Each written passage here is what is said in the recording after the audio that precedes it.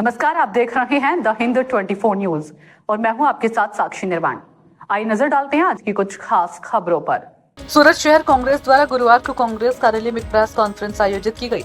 इसमें कांग्रेस नेताओं ने आरोप लगाया कि गुजरात में शिक्षा का स्तर लगातार गिरता जा रहा है। कांग्रेस नेताओं ने कहा कि वर्तमान भाजपा सरकार ने शिक्षा के क्षेत्र का व्यापारीकरण कर दिया, जिसके कारण गुजरात पूरे देश में शिक्षा के क्षेत्र में 18वें स्थान पर पहुंच गया है। शिक्षा का निजीकरण कर आम जनता को कठिनाई में धकेल दिया। कांग्रेस नेताओं ने घोषणा की है कि आने वाले दिनों में शिक्षा बचाओ अभियान के साथ कांग्रेस व्यापक आंदोलन छेड़ेगी। आज पत्रकार परिषद आयोजन करवा पाछळ शुं उद्देश्य छे? गुजरात प्रदेश कांग्रेस समिति द्वारा समग्र गुजरातમાં શિક્ષણની જે પરિસ્થિતિ છે એ ખૂબ ગંભીર છે। ભ્રષ્ટાચાર હોય, શિક્ષણની ગુણવત્તા હોય, જે પ્રકારે એપોઇન્ટમેન્ટ હોય કે સેલ્ફ ફાઇનાન્સ કોલેજો દ્વારા જે પ્રકારે લૂંટ થતી હોય, આ સિવાય તમામ પ્રશ્નો બાબતે ચિંતા વ્યક્ત કરી સમગ્ર ગુજરાતના તમામ શહેરોમાં આંદોલન કરવાના ભાગરૂપે શિક્ષણ બચાવો અભિયાન શરૂ કરવાનો નિર્ણય લીધો છે।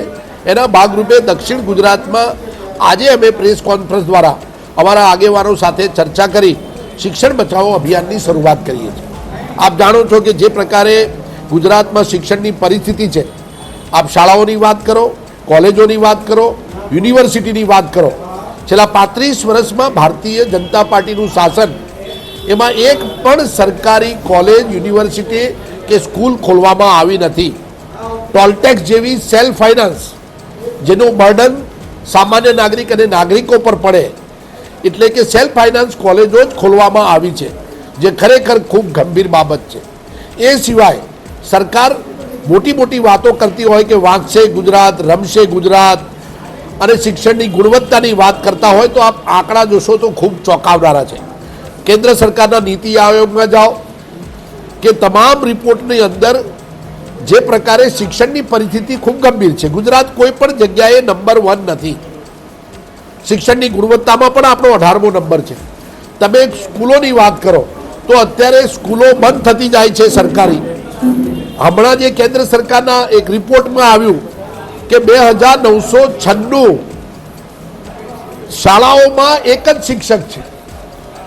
42,000થી વધારે શાળાઓમાં એક ઓરડા છે ને ઓરડાની ઘટ છે। 40,000 શિક્ષકોની ભરતી બાકી છે। યુનિવર્સિટીઓમાં તો કલ્પના જ નથી કરી શકતા।